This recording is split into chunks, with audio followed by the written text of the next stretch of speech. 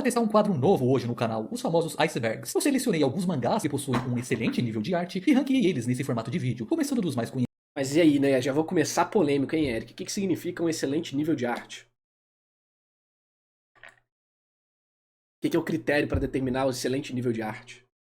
Porque a arte de Jojo, a arte de Bleach, a arte de Naruto, a arte do Kazuki Takahashi, a arte do Akira Toriyama, a arte do Eiichiro Oda são completamente diferentes, mas são todas incríveis. Conhecidos no topo do iceberg, até aqueles que quase ninguém conhece lá nas profundezas. Será um mini iceberg de 4 camadas, com 2 obras por nível, e eu irei falar de alguma característica interessante da arte de cada um deles. Explicações dadas, bora logo com o vídeo. Aqui estamos navegando em um território conhecido e com obras bem populares. Como um dos primeiros representantes desse nível, eu decidi colocar o mangá Blue Lock, uma obra que conheci graças à indicação de alguns inscritos. É tipo, Blue Lock parece uma junção de Bleach com Haikyuu, em questão de arte. Eu poderia elogiar diversos aspectos da arte desse mangá, mas como é uma obra de esporte e que necessita de muito dinamismo menos no pra mim, desenho, eu lembrou achei os dois. interessante falar sobre o quão bem o autor consegue captar a expressividade nos movimentos no desenho dos personagens. E o autor consegue passar esse dinamismo no desenho dele graças a 2 pontos importantes. O primeiro deles sendo a linha de ação. Ela é uma linha imaginária em formato de C ou S que ajuda a transmitir o flow, o fluxo do gesto de uma pose. Uma anatomia que não tem consciência dessa linha fica com uma aparência muito estática, então ela é um dos conceitos de desenho gestual muito importante que tanto ilustradores, muito usado no desenho de animação mesmo, né, para você fazer os movimentos e tal, quanto animadores usam para captar melhor o gesto de uma pose. E podemos ver que a linha de ação em Blue Lock flui sem nenhum tipo de interrupção e de uma forma bem exagerada, afinal de contas é um desenho estilizado e não tem... Que isso, o cara tá... O cara literalmente tá virando demônio aqui, ó. Aqui, o cara tá com o zóio brilhando, mano. Esclera preta. O que tá acontecendo nesse mangá de futebol, mano? Olha só isso aqui. O cara tá muito puto. Compromisso em fazer as coisas 100% acuradas anatomicamente. Então esse exagero no fluxo da pose deixa ela... Que é melhor do que o anime, acho que não é nem questionamento, né? Não é nem novidade também. Um dinamismo maior e consequentemente mais interessante de se olhar. E o último ponto que deixa os desenhos... Olha lá, os caras tão virando Hollow, mano. Tão holoficando, mano. Tá doido, a máscara tá aparecendo daqui a pouco. Esse mangá muito mais dinâmico é o escorço que constantemente é utilizado pelo autor. Escorço é o tipo de coisa que tem o poder de dar dinamismo para uma pose de uma forma quase que automática, fazendo as partes do corpo que estão mais próximas da câmera imaginária que está registrando o momento ficarem maiores, enquanto que o que está mais distante da cena fica menor. Essa perspectiva exagerada do escorço faz a gente ter a impressão de que estamos muito próximos da ação que está se desenrolando, e isso quebra a monotonia da cena. E Blue Lock adora fazer esses escorços muito bem dinâmico, exagerados, o que acaba enriquecendo demais o seu desenho e contribui para poses mais legais. Você até pode pensar que um desenho fluido é algo que todo artista profissional já domina e que eu tô elogiando o mangá à toa, mas não é bem por aí. Desenho fluido é uma coisa muito difícil de se dominar. Vamos fazer uma comparação com um outro mangá do mesmo tema, que no caso será o Awashi. Quando a gente olha pros dois, fica muito evidente que o dinamismo nas poses de Blue Lock é tecnicamente superior, e o mais incrível disso é que em... Cadê? Deixa eu ver o... Sim, o seu vídeo é o próximo, Thales. mais de 300 capítulos do Awashi, o gestual dos personagens não tem o mesmo dinamismo do... Mas Awashi também, o propósito nunca foi ter esse estilo dinâmico, né? Tipo, claro que seria bom, mas Awashi parece ser muito mais um drama do que um shonen sinistro. Os primeiros capítulos de Blue Lock. E eu não tô falando isso pra desmerecer o mangá, mas só pra mostrar que isso não é uma coisinha básica que qualquer um consegue fazer e que Blue Lock tem muito mérito. Às vezes é também até a intenção, né? Nesse aspecto. Agora, o segundo mangá dessa camada é Uzumaki, a Espiral do Horror, de Junji Ito. Nessa obra, o autor pega um elemento completamente banal do nosso mundo, que são as espirais, e consegue criar o horror em torno disso, mostrando a obsessão, a paranoia e a loucura. Já analisei no canal, procura Narrativando Uzumaki ou Narrativando Junji Ito, que vai ter 2 vídeos analisando. Um analisando o estilo do Junji Ito em geral, o outro analisando o Uzumaki. Que toma conta dos personagens diante dos fenômenos inexplicáveis que as espirais criam. Eu creio que um dos elementos que mais se destaque nessa arte seja o body horror, a representação de corpos humanos ou de animais sendo modificados de forma grotesca e perturbadora. O autor explora essa modificação corporal de uma forma muito criativa e totalmente galgada no tema das espirais, mostrando desde pessoas se transformando em caracóis, cabelos se enrolando em espirais bizarras, até mesmo o próprio corpo humano sendo distorcido como uma espiral. E como o traço desse autor tem uma pegada um pouco mais realista em comparação com o estilo de mangá mais padrão, a agonia que esse horror corporal passa na gente é muito maior do que se fosse um cartoon da vida.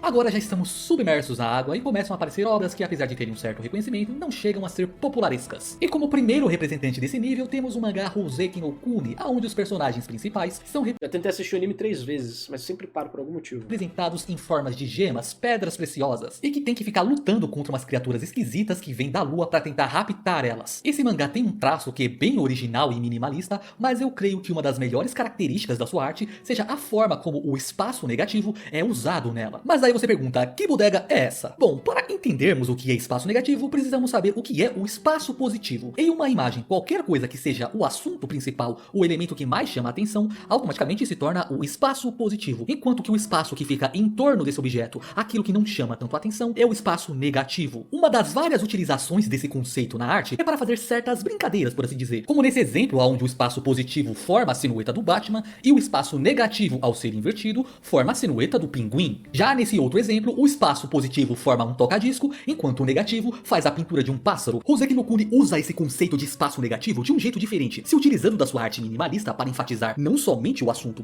Mano, não tem background.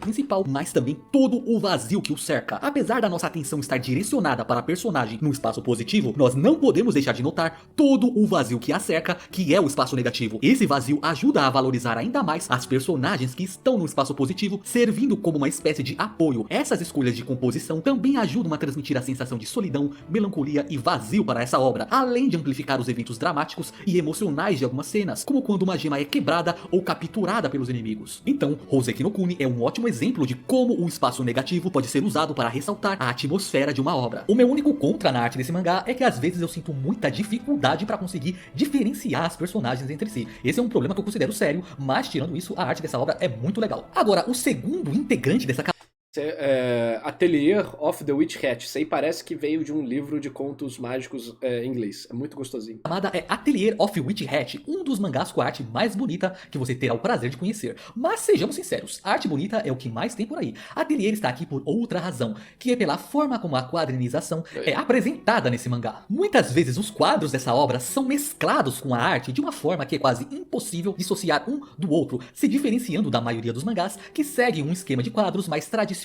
Essa mescla de arte com os quadros acontece de várias formas, como por exemplo, a autora transformando o que seriam os quadros tradicionais em uma espécie de moldura. Moldura essa que pode assumir diferentes formas, seja um pedaço de pergaminho, uma página se virando, uma fotografia, uma moldura tradicional e Brabo, hein? ornamentada, Caralho. várias coisas. Quadrinização 2, isso aí. Uma abordagem que é bem criativa e que dá um tchan a Tem que mais pro terminar de mangá, ler. pois não é mais uma ilustração jogada em um quadro, mas sim uma Né? Tem obras que são da mídia, né? Não vai funcionar em outra coisa. moldura que se integra à própria arte. Outras formas que a autora usa para brincar com os painéis é fazer eles interferirem na arte, como esse cervo pulando para fora do quadro e entrando na ilustração. Também temos painéis que se sobrepõem uns aos outros para mostrar a passagem do tempo, ou eles Brabo. se distorcendo a depender do que Muito foda. estiver se desenrolando ali na história, como uma cena de ação, por exemplo. Mas o mais importante de tudo é que os quadros são fáceis e agradáveis de se ler. De nada adianta um monte de firula se isso deixasse a obra confusa ou cansativa.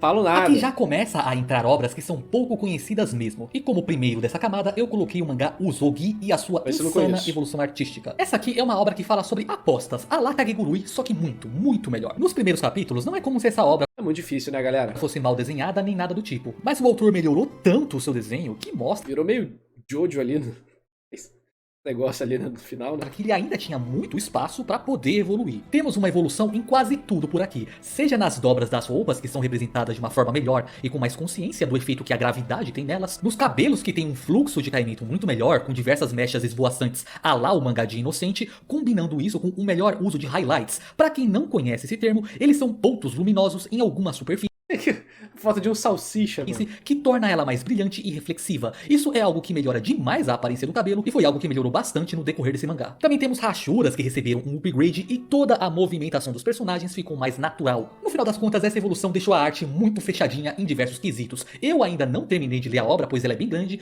Quando eu terminar ela, eu pretendo fazer um vídeo mais elaborado sobre a sua arte, pois eu estou gostando bastante. E o segundo integrante dessa camada é o mangá Runrei de Warate, que conta a história da Esse eu também não protagonista conheço, Fujito, que tem como objetivo ser uma modelo profissional. Só tem um São pequeno nichos problema. muito fora, né, da minha vida, esse negócio de ser modelo e tal. Ela é uma anã de jardim que tem 1,58 de altura. Sendo É Haikyuu dos modelos. Literalmente. que as agências de moda só aceitam modelos por volta dos 1,75 pra cima. E literalmente Haikyuu dos modelos. O outro personagem principal da história tem o desejo de ser um designer de moda, mas ele é pobre, ferrado na vida e não tem como pagar os estudos. Então você já viu, né? A história vai mostrar os dois personagens superando os obstáculos para alcançar os seus Isso é quase aquele da menina lá, Ono Biscuit Doll, sei lá. objetivos nesse mundo da moda. Essa obra aqui, ela segue aquele traço de anime e mangá que é mais padrão hoje em dia e pode ser considerada genérica por algumas pessoas, mas verdade precisa ser dita. Esse traço não virou padrão à toa, ele é muito bonito e funciona muito bem, por isso que ficou tão popular. Esse mangá aqui não vai ter a melhor arte desse estilo mais padrão. Se você pegar um Darling in the Franxx da vida, que o Kintaro Yabuku desenhou, por exemplo, eu acredito que ele tem um desenho tecnicamente melhor, mas o problema é que ele não é desconhecido, né? Então não dá pra pôr nessa camada aqui. E o que mais me agradou na arte desse mangá é o quão limpa ela é, com uma line art bem precisa, sem muitos detalhes desnecessários nos painéis para roubar nossa atenção, e também tem uma renderização bem feita, além de apresentar uma boa expressividade nos personagens. Imaginei que as roupas devem ser um atrativo, né? Então é o tipo de arte que é bonita e funcional. Chegamos num nível mais profundo desse iceberg, a camada das obras injustiçadas, pois quase ninguém fala delas. E o primeiro integrante desse nível é Akuma no Blues, um mangá que conta a história da lenda do blues Robert Johnson, na sua jornada para se tornar um bluesman famoso. Falar da arte desse mangá é uma coisa complicada. É diferente, né?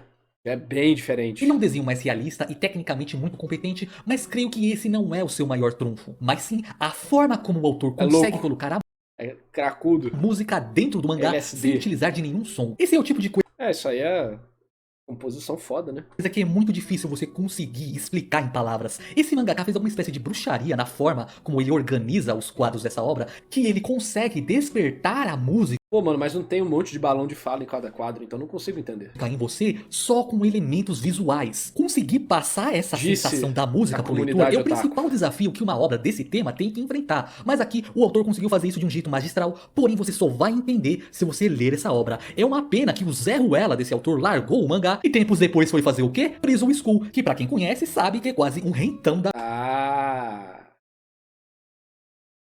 Agora eu conheço. Agora eu conheço. Por que você tá falando de diálogo aí? Agora eu conheço, rapaziada. O cara é brabo, não. Esse cara é muito foda mesmo. E não vem falar mal de Prison School, não. Que Prison School é muito engraçado. É muito engraçado. Eu adoro Prison School. É muito bom. Fala mal nada. Isso é inveja. Famosa inveja. Inveja, invejoso. Prison School é muito bom. vida. Claro que Prison School também tem uma arte de altíssimo nível, pena que tem um dos piores finais que eu já vi na minha vida. Eu espero que o autor um dia volte a fazer Akuma no Blues, pois é uma obra bem legal. E o último mangá do Inveja de Prison School ser bom. Você não tem um mangá bom. vídeo é Bjorg Trinity, do mangaka O-Great. Qualquer mangá O-Great é do O-Great famoso. pós-metade de Tenjo Teng vai ter um nível de arte acima da média. E esse aqui não é exceção. O homem é louco. Uma característica muito forte dele é o overdesign nos personagens, feito de uma forma muito precisa. Eu tô pra saber quem é que enche mais os personagens com quinquilharias, se é o O-Great ou se é o Tetsuya Nomura, pois são dois artistas conhecidos por ter essa característica. Bjorg Trinity tem personagens recheados de elementos completamente malucos e com uma riqueza de detalhes Brabo. grande. São inúmeras pecinhas acopladas uma nas outras e que mostra o quão perfeccionista é esse autor ao representar o maquinário, E aquele negócio, né? Os caras fazem mangá desde antes de mangá digital ser algo tão acessível assim, né? Então os caras fazem na mão mesmo. Mesmo que eles não façam hoje em dia, eles sabem fazer na mão. materiais têxteis e destruição de analógico. cenários, desenhando cada pecinha que se solta de uma forma muito meticulosa. Tudo isso com um nível de precisão muito absurdo, você não vai encontrar nenhuma linha torta ou rabiscada aqui, é tudo bem limpo e preciso. Então não é pra menos que o O-Great é um dos mangakas que mais tem habilidade de desenho atualmente. Enfim pessoal, eu gostaria muito que esse vídeo de Iceberg virasse uma série aqui no canal, mas eu já vi que isso dá um trabalho lazarento pra Rapaz, iceberg, você tem que pegar o iceberg pronto e falar sobre ele. Você não pode fazer um iceberg. fazer. Sendo assim, eu peço encarecidamente que você deixe o seu like e o seu comentário pro YouTube espalhar mais esse vídeo e assim ele ter um número de views que viabilize eu criar mais conteúdo desse, beleza? E pra finalizar, eu gostaria de dar o Bom agradecimento demais. final aos membros do Bom canal. demais. Parabéns aí, o Eric. Muito foda o vídeo. É interessante as obras que você escolheu. Cadê? Aqui as favoritas, espera aí. Deixa eu pegar o outro link.